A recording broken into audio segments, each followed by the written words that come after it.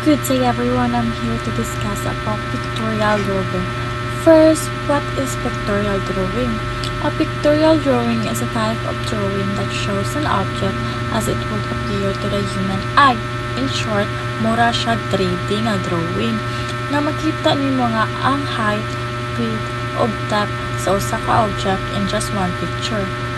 This type of drawings are used when we want to show a realistic view of something or realistic na drawing gani instead of showing a separate sheet of paper nga mo siya ang top, mo ang side view, mo siya ang front view. Ang kaning pictorial drawings combine these into one clear visual. Pictorial drawings are important because they are easy to understand. Anyone can look at a pictorial sketch and immediately imagine what the object looks like.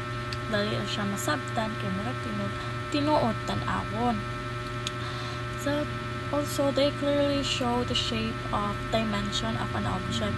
You can see the object's height, width, and depth all the same time.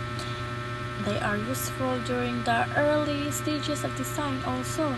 Designers use pictorial sketches to explain their ideas quickly. Masaling siya gamiton kung nagplano pa ka or nagpresent og idea. They help with communication. When you show a pictorial drawing to other people, there is less confusion because the drawing looks close to a reality. Good day everyone, good day to you ma'am. So I am going to be discussing to you about the oblique drawing. So first, let us define what is an oblique drawing. So an oblique drawing is a type of technical drawing used to create a two-dimensional pictorial representation of a three-dimensional object. So unsa man ni siya ang oblique drawing? So ang oblique drawing is mo ni siya usa ka pamaagi sa pag-draw wherein gigamit ni siya sa technical drawing and also sa engineering to create a drawing which is kanang harong mapakita sa usa ka object nga naa siya kanang depth or kanang 3D siya tan-awon, mahimo siyang three-dimensional.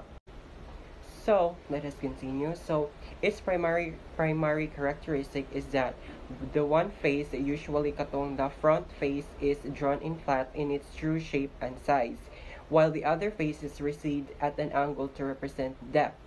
So sa oblique drawing, ang atubangan or ang front view niya is mao ni siya ang pinakapuno or pinaka-clear, klaro kay ni ang details ani kay mao ni siya ang part nga maoy gamitan og true shape and size.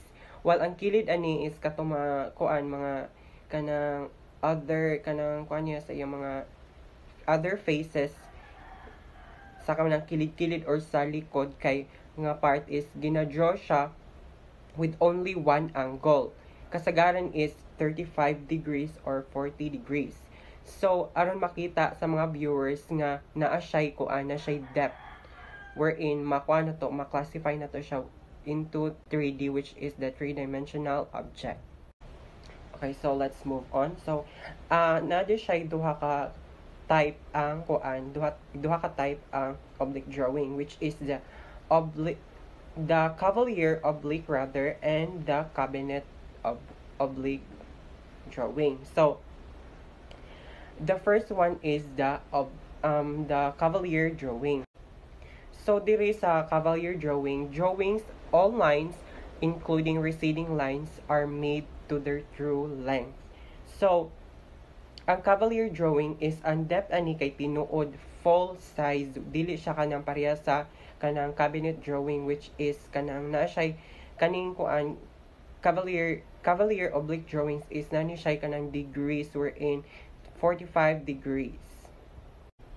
And the next one is the cabinet oblique drawing. So cabinet oblique drawing is the receding lines are shortened into 1/2 to their true length to compensate for distortion and to approximate the more closely to what the human eye would see.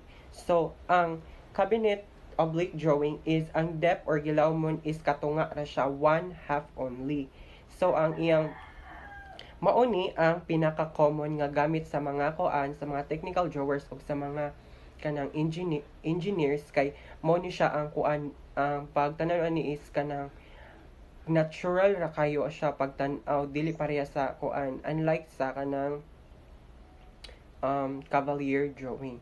So I think mo ra to, and thank you.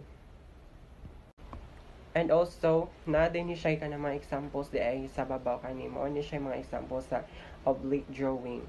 So, mo ra siya. Thank you. Good day everyone, especially to you Miss Bayutas. I am Lara Filibre and I will be the one to continue about the topic of isometric drawing. So, isometric drawing is a method of graphic representation of 3D objects. That technique is intended to combine the illusion of depth with the undistorted presentation of the object's principal dimensions. So, isometric drawing is drawing that an object shows a 3D dimension, which is a height, width, depth in a flat 2D surface like a paper, bond paper, and so on.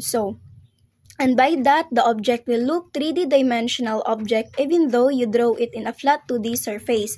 So for example, kanang sa bond paper, nagdraw ka og kanang box, and then ang kanang imong gidraw nag-show og kanang ang imong draw nga box, which is nag-show og kanang height, width, and depth, which is napakita dito ang 3D dimension sa imuhang drawing nga box sa 2D flat surface, which is sa bond paper. Singunana ang kanang isometric drawing.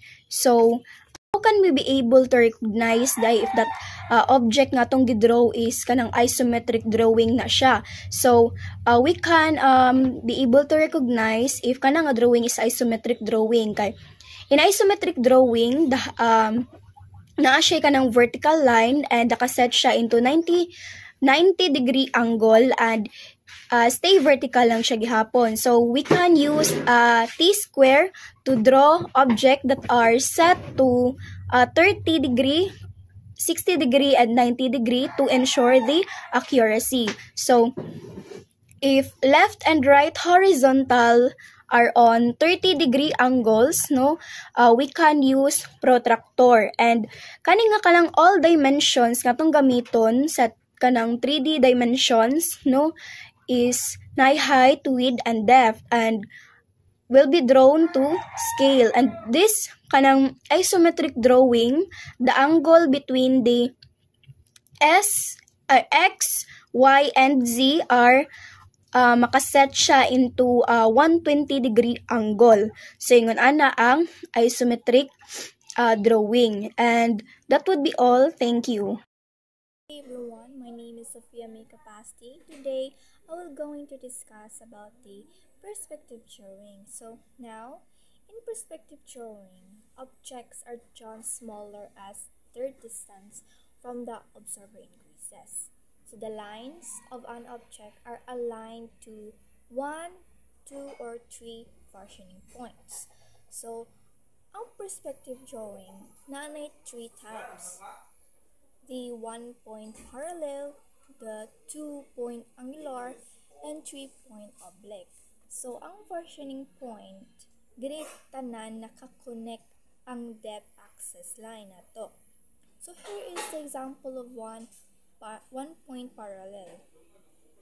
So, 1-point parallel perspective is when objects are drawn facing the viewer, and only their depth lines go forward 1 versioning point, making them look 3D. And for the example of 2-point angular perspective, so 2-point angular perspective is when you see the corner of an object and the 2 sets of parallel lines go toward 2 separate vanishing points on the horizon. And now, for the example of 3-point oblique perspective. So, 3-point oblique perspective is when you look at an object from an angle and from above or below, causing all 3 sets of parallel lines go toward 3 different vanishing points. So now, let's try how to draw 2-point perspective, step by step. So first, draw a horizon line. Second, draw two vanishing points to each side of the horizon. Third, draw a straight vertical line to create the corner of a building. 4. Lightly draw orthogonal lines for the top and bottom of the vertical line toward each vanishing point. 5. When your drawing looks like this. 6. Create vertical lines for the edge of your house. 7. Erase the lines you don't need. 8. Add windows, doors, and other details to your personalize your house. And mauna siya ang 2-point perspective. And that's all with my part. Thank you for listening.